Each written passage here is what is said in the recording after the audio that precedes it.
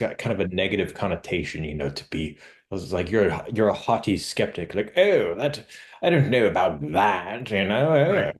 But it's like that is what But gets the noodles flowing is being a mhm. skeptic because you're like, well, how does that work? Yeah. What's this over here, and how do we combine this? And then, then through our fallible nature, we stumble around and we fail at things, but then we're always like, well, if this didn't work this time, I wonder if I did this, if it'll work this time, and so you're like, well, or you know what? I don't know about that. There's probably a better option. Um, Yeah. so I want to ask then because I think they all intervene with skepticism on some level, but I think of discernment as skepticism as well, right? It's another filter, so to speak, to um, make certain decisions or to align your path in a certain way. You're cautious, you're focused on finding out whatever that truth is. And so whether it's through discernment, being able to, pick certain things out on your own, or having to actually engage in questioning and working through something. And then on the same level, there's also cynicism, which I think a big level of skepticism can fall into, because then, you get to a point to where, it's nothing is either matching the level that you want it to, or you just get so disenchanted, or you just get so separated from whatever it is, because you're not having the subjective experience of just living. You're always one step behind engaging, and there's nothing wrong with that. Like you said, being, a full-blown skeptic, I think is there's a level of purity in that, because you're just focused on finding the truth. But I think for a lot of those, and we'll talk about this later on in the conversation, um, but I think that if you're not prepared to engage in that level of skepticism, it can fall into cynicism, which then falls into purposelessness and meaninglessness. Yeah.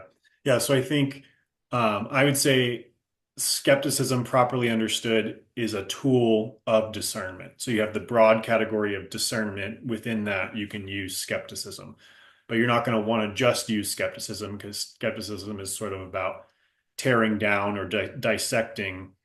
Other things in discernment would be like, I don't know, might sound wishy-washy, but just like feeling, just like, Mm. does this call to me? Like, am I interested in this? Am I moved by this? That would be part of discernment as well.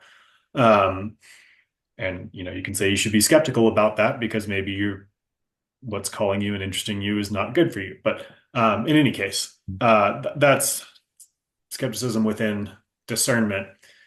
And then I think cynicism, when I think about cynicism, I think about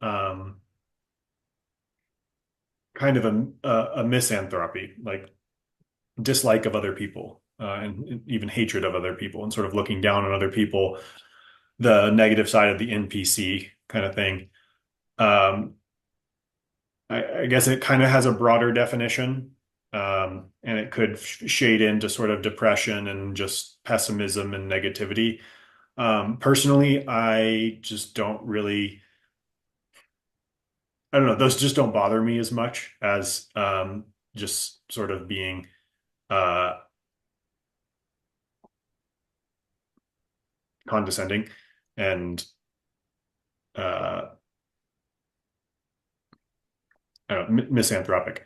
Um, so I would say like cynicism or skepticism again leads to the worst kinds of cynicism when it's coupled with that sort of arrogance of just, well, I'm already on the good track of thought and I already believe the right things. And so I'll be really skeptical of anything that I'm not familiar with, but I'll just sort of um, placidly accept stuff that sounds good to me. And then that leads to looking at other people like they're all brainwashed and I'm the not brainwashed one, or they're all NPCs, they're all sheep, whatever it may be. Um, and then, but yeah, I mean, the other parts of cynicism where you just sort of have a pessimism or a resignedness, disengagement.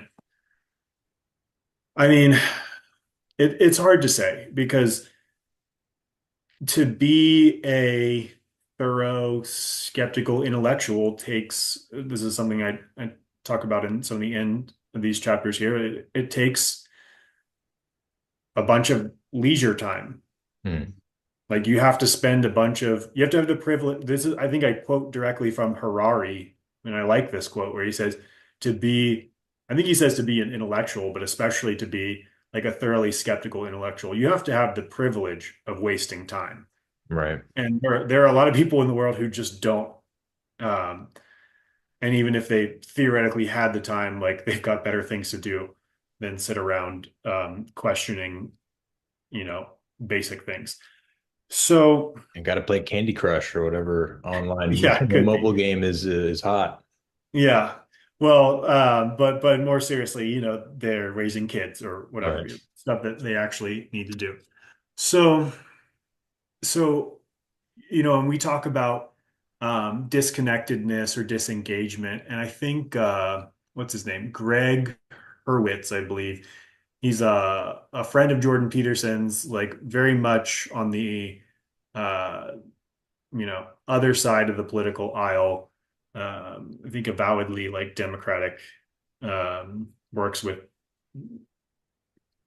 Democrats basically as part of their media and promotions. And he had a conversation on a podcast recently, and he talked about how there's sort of this condescension toward low information voters, like people who consume politics. I think it was like 4 minutes a week or something like that.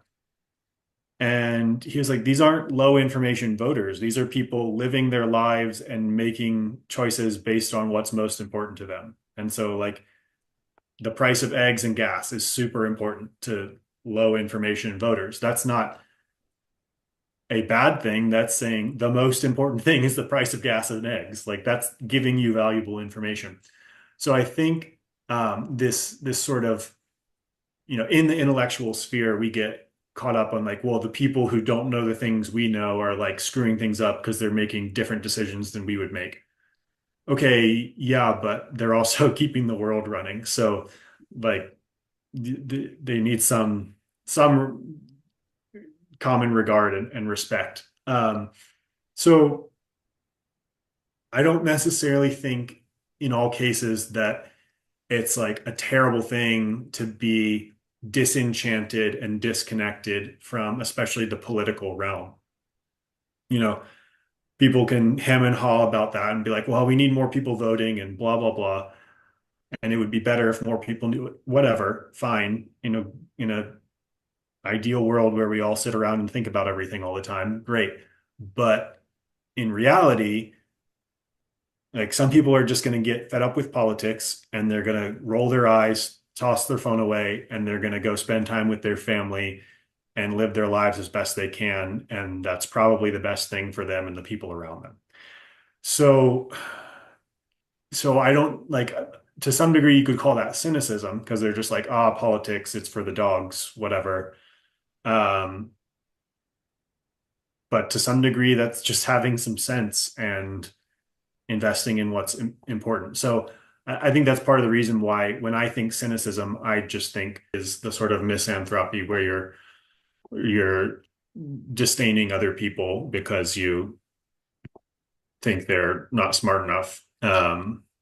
So anyhow, I I think that comes from less from skepticism, less from I mean, it's just arrogance, and I think that's the core issue is saying, you know, and then I think that's a lack of skepticism, really. I think it's a lack of true skepticism, because if you again apply the same level of skepticism to your own beliefs, you will find you are on very shaky ground and have no ground for arrogance.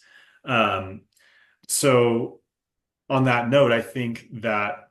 true skepticism, and I make this case, especially in my first book, true skepticism is like openness and curiosity, because you don't get to just be skeptical of things that you're unfamiliar with and comfortable with things that you're familiar with.